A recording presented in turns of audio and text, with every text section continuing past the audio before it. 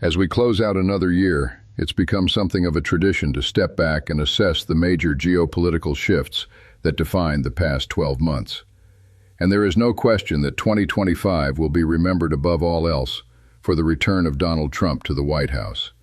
Though calling it a return barely captures what has actually happened. This is not the same man who governed in his first term. He is more radical, more unrestrained, and far more deliberate in his desire to dismantle the existing order.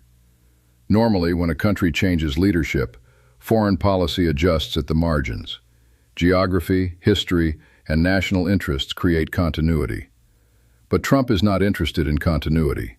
And when the country in question happens to be the world's leading superpower, a complete break with the past does not just affect that country. It reshapes the entire international landscape. What we are witnessing is nothing short of a geopolitical revolution. Moments like this are rare. Gorbachev's rise triggered the end of the bipolar world, even if that was never his intention. Deng Xiaoping's reforms transformed China, and through China, the world. But Trump has managed to upend the foundations of international relations in a matter of months. There are two pillars of the post-war international system that he is actively tearing down. The first is the multilateral framework built after 1945, the United Nations, international law, and the principle that even the most powerful states should operate within a shared set of rules. Those rules were not always respected, but they served as a reference point, a standard against which behavior could be measured. Trump has made clear he considers all of that an obstacle. He has suggested annexing Canada and Greenland, authorized military strikes against Venezuela without any legal basis, and dismissed international institutions as irrelevant. For him, international law is not a framework. It is a constraint on American power, and therefore something to be discarded. The second pillar he is demolishing is the Western alliance itself. For nearly 80 years, the concept of the West defined a community of nations on both sides of the Atlantic, bound together by shared values, mutual defense commitments, and a common vision of world order. That alliance survived the end of the Cold War, expanded to include former Warsaw Pact countries, and was actually reinforced by the war in Ukraine. Trump has now declared it essentially over. He has described the European Union as an institution created to take advantage of the United States. He has cast doubt on the automatic mutual defense guarantee at the heart of the NATO treaty. He has pursued negotiations over Ukraine directly with Putin, cutting out both Kiev and European capitals entirely. The Western Bloc, as the world has known it for 8 decades, no longer exists in any meaningful sense. The European response to all of this has been striking in its paralysis. European leaders seem genuinely unable to process the scale of what has changed. Rather than accepting the new reality and drawing the obvious conclusions, they continue to make concessions, soften their language, and avoid confrontation, apparently hoping that if they do not provoke Trump too much, things will somehow return to how they were. They are in denial. Trump has not been subtle. He has named Europe as an adversary, expressed open support for far-right nationalist parties across the continent, and shown no interest in preserving the old relationship. And yet the predominant European reaction remains one of appeasement rather than adaptation. The tragedy is that Europeans could respond by doubling down on the very principles Trump is attacking: multilateralism, international law, global institutions. But they are trapped by their own contradictions. Having applied those principles selectively, defending them loudly in the case of Ukraine while largely ignoring them in the case of Gaza, their credibility with much of the global South has been severely damaged. The divorce from Washington has not led to a rapprochement with the developing world, because Europe's moral authority has been too deeply compromised. Last year it was noted that 3 leaders stood to benefit from a Trump victory: Putin, Netanyahu, and Xi Jinping. Looking back, that assessment holds up. Putin has effectively been offered a peace framework that mirrors the Russian position. The final borders remain to be settled, but the trajectory is clear. Russia will keep the territories it has seized, and Trump has even floated the idea of recognizing those annexations in international law.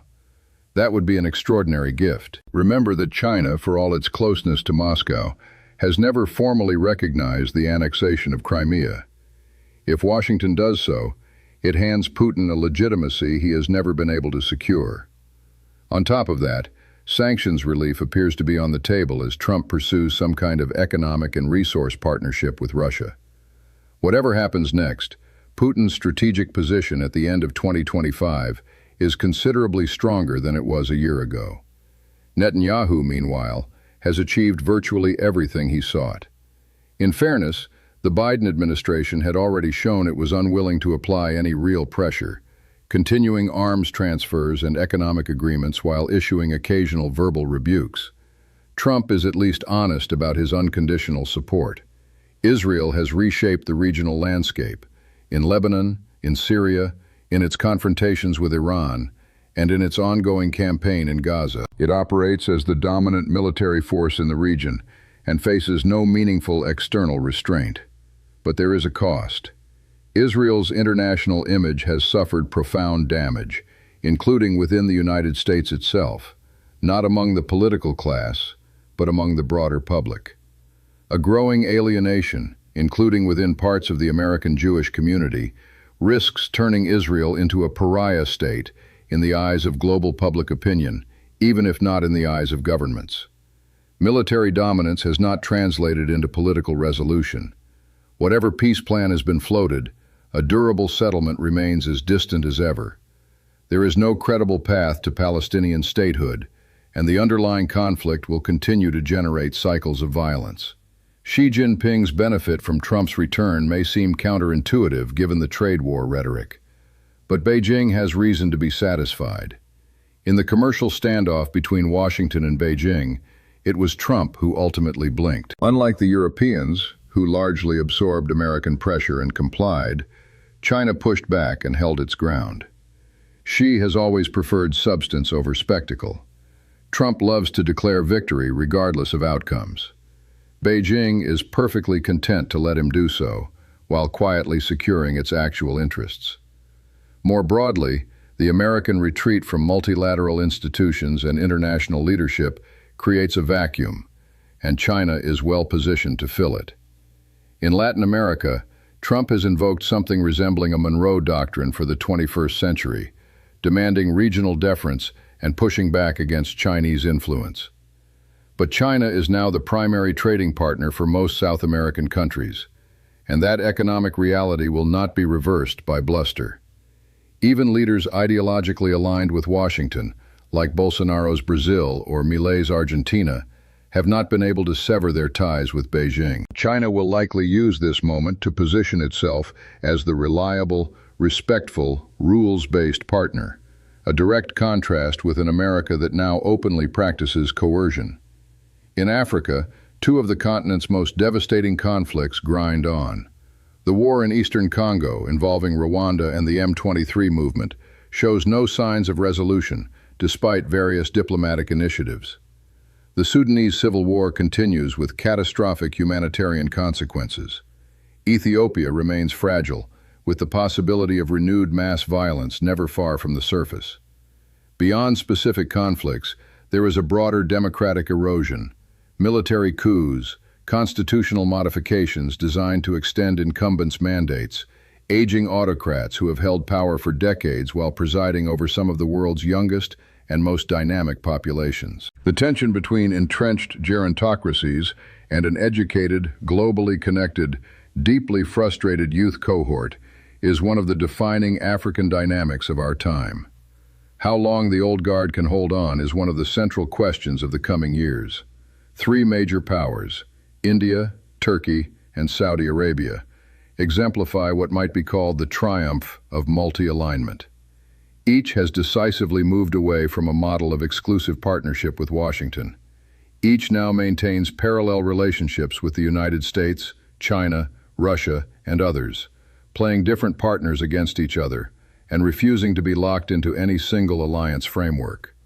Washington is struggling to adjust to this reality. These are not countries that can be coerced or easily pressured.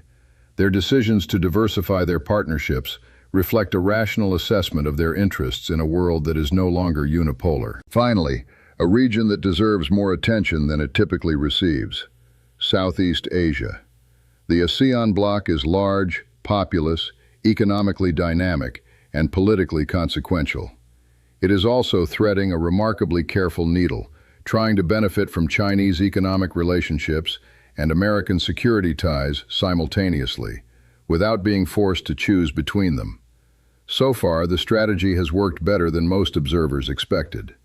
So we close another year in which troubling developments have outpaced encouraging ones. What 2026 will bring is genuinely uncertain, though those who follow these questions closely tend toward caution rather than optimism.